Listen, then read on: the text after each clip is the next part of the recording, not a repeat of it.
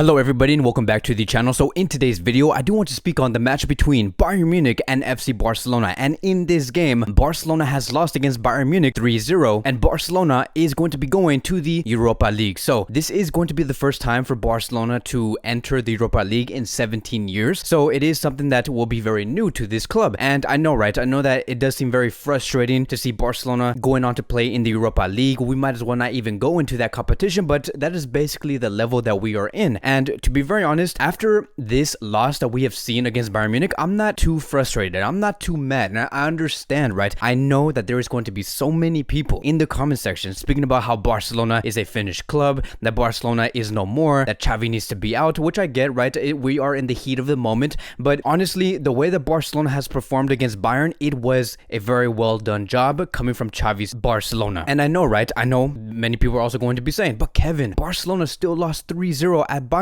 We lost 3-0 last time at the Camp Nou. There's no improvement. It's still the exact same result. Look, the result, yes, it is 3-0. Like, I get it. I get it that Barcelona lost by 3 goals again from Bayern. But the way that Barcelona has played on the field, to see them so hyperactive, to see them that they wanted to compete against Bayern, their intentions, the tactics, we saw many of these players actually improve against Bayern in this game. And that is the only thing that I wanted to see. I wanted this Barcelona team to show me that they are a team that wants to compete, a team that actually wants to bring results, because in that previous match between Bayern and Barcelona, where Barcelona lost 3-0 at their home, they were sitting back. They were not playing any football. The only thing that they were doing was defending in a 5-4-1 or a 3-5-2, and they were allowing Bayern to play, right? We did not even see Bayern's half, and the only time we saw Barcelona have the ball was in our own half, and then we lost the ball moving forward. But in this game against Bayern, away from home, we saw many moments where we saw the ball inside the box. We saw our chances. We saw certain players making runs, and that is it, right? Like, that is basically all I want coming from this Barcelona club. Am I saying that this Barcelona team is very dominant and that we can beat any team? No, we just lost against Bayern 3-0.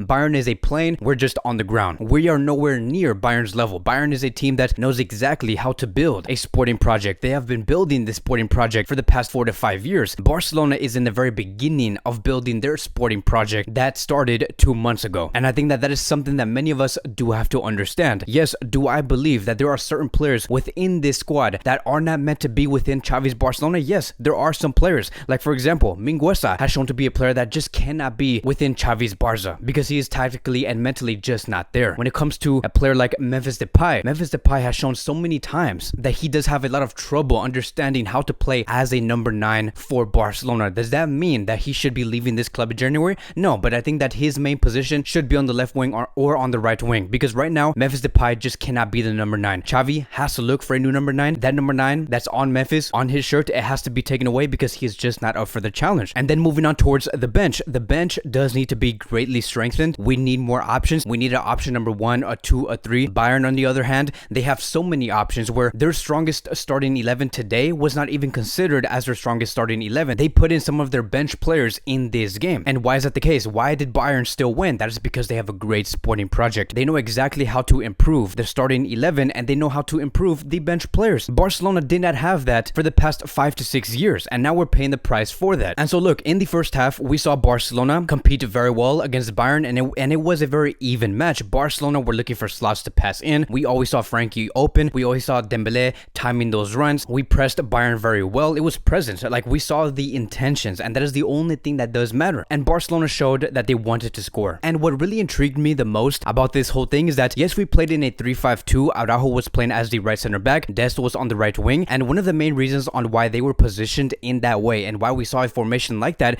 is because Xavi was going to be right next to them. That allowed 2 things. Point number 1, Araujo and Dest's main priority was to maintain Alphonso Davies. They knew that Alphonso Davies was going to be great danger to Barcelona. So what did Xavi do? He placed Araujo and Dest as 2 players to contain Alphonso Davies. And point number 2, this also allowed Xavi to have contact with Araujo and Serginho Dest in order to know when and where to move inside of the pitch. So it was a great tactical move coming from Xavi Hernandez. So Bayern had a lot of trouble on trying to attack on Barcelona's right side. So what did they do? They moved towards the left wing area on Barcelona's left side. And let me tell you guys, the moment they moved towards Barcelona's left side, that was the exact same moment where we saw Mingueza come into the match and Jordi Alba left the match. And let me tell you guys, this was probably one of the biggest blows that we have seen in that game, is to see Jordi Alba leave that match and for Mingueza to come in, because that disrupted almost everything. Because Because look, in those first 25 to 30 minutes, Barcelona were competing well. Jordi Alba was up to have one of the best games of his career. We saw Jordi Alba defending very well. We saw him contribute to the attack also very well. And the fact that he encountered that injury, which many of us did expect to see, because again, he was given the green light right before the match against Bayern Munich, it was just so unfortunate to see. And the fact that we saw Mingueza replace Alba, I'm like, okay, this is going to be a disaster. And what did we see? We saw Mingueza have a disaster class on that first half. And like I have said before, Mingueza is simply just not ready to play for Barcelona overall. Like, I get that we play him mostly out of position like 100% of the time, but you just cannot be that bad. Like, Koeman was easily getting through Mingueza. Mingueza couldn't stop not a single ball, and that gave Bayern the confidence to believe that yes, there is actually an outlet where we could go through Barcelona, and that is Barcelona's left side, because Mingueza is just not good enough, and we're just going to run through him. And that is what we saw. Bayern gain confidence, and that is how Bayern ended up scoring that goal. They started to gain the momentum, and we know the type of team that Bayern is. Bayern is a team that once they start to see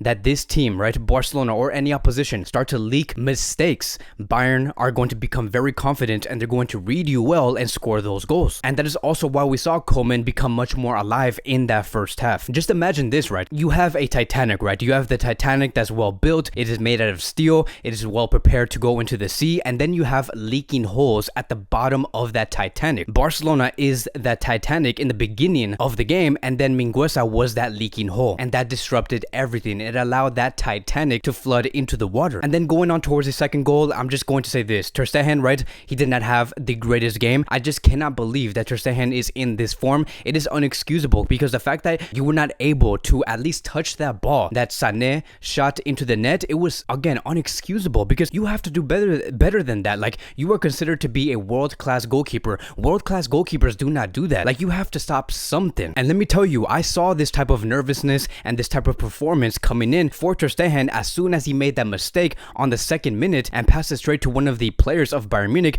and Bayern Munich almost scored their first goal within the first 2 or 3 minutes. It gave me like an 8-2 flashback. But now let's move on towards the second half, because Barcelona continued to not back down. Even though they were losing 2-0, Barcelona were still showing enthusiasm that they wanted to grab a great result, and that is all I'm asking for. I just do not want to see Barcelona defend very deep and say, okay, Bayern is going to win this game, let's just defend our loss here, let's not get scored on like 4-0, 5-0, 6-0, and just have that weak mentality. And what also did not resonate with me very well was Memphis Depay's contribution in the attack. Like, every time he had the ball, he looked very lazy. Every time he had the chance to be on the ball and work with the players, he looked out of it, and he just seemed like he did not want to play on the field tonight. I have no idea if he's injured, maybe he's tired, because he has been playing in every game, but this is also one of the reasons why I say that Memphis Depay is just not up to be the number 9 for FC Barcelona, because to be a 9 at Barcelona, it requires so much more. But of course, Bayern is a team that knows exactly how to compound against one of your weak areas, and they showed superiority all over the pitch, because Bayern became to be a collective. As soon as we got into that second half, they defended as a team and they attacked as a team. Like, why did we see Sané and Koeman track back and take the ball away from either Memphis or Dembélé or Frenkie or Nico or Xavi? And then we saw players like on the other side for Barcelona, like Memphis and Dembélé, not track back. Bayern defend as a team, they attack as a team. And this is also why I do say, like, we need to give Xavi's Barcelona some time, because if we're going to be having players like that act in that way on the field, like Memphis Depay or sometimes Dembélé, I know that we felt like those players needed to leave, and especially again for Memphis Depay, but we had no second option. Like, who else were we going to put besides Memphis Depay? We also did see in the first half Serginho Dest not really give it fully and try to track back. So it's like you can still see those Koeman tendencies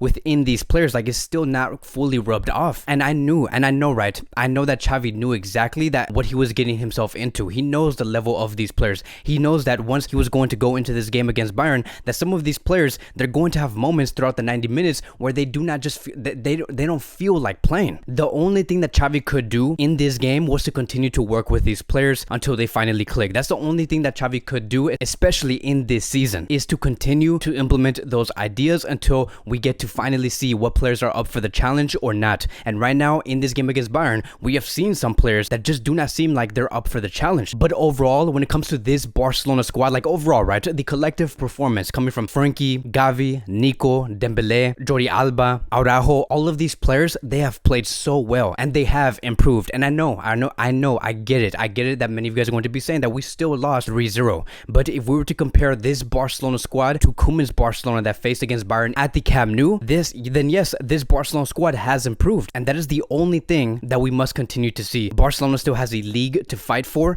Our objective right now is just to continue to improve as a team, tactically, mentally, physically. We need to fight to make it to the Champions Leagues for next year, and we're going to have to go through another transfer window by the summer of 2022. So hopefully we get to compete and be in that top 4 within La Liga for this season. And by the time we do have these transfer windows, which will be in January 2022 and the summer of 2022, by next year in August, September, October, November 2022, we will be able to see the true team that Xavi does want in this club. And again, I do want to address another thing. Didn't we say this about Ronald Koeman? Like, Koeman had a horrible season in his first season, and then we gave him what he wanted in the summer, and then look at where he brought us in this current season. Well, look, there is a difference, right? There's a huge difference between Xavi and Koeman. Koeman was coaching a team in his first season. We gave Ronald Koeman what he wanted in the summer of 2021, like for example, a center back, a player like Memphis Depay. We improved this team overall, and the only thing that happened in the end under Ronald Koeman's Barcelona was for us to go even lower. Xavi right now, on the other hand, he took this team that's on a very low level and improved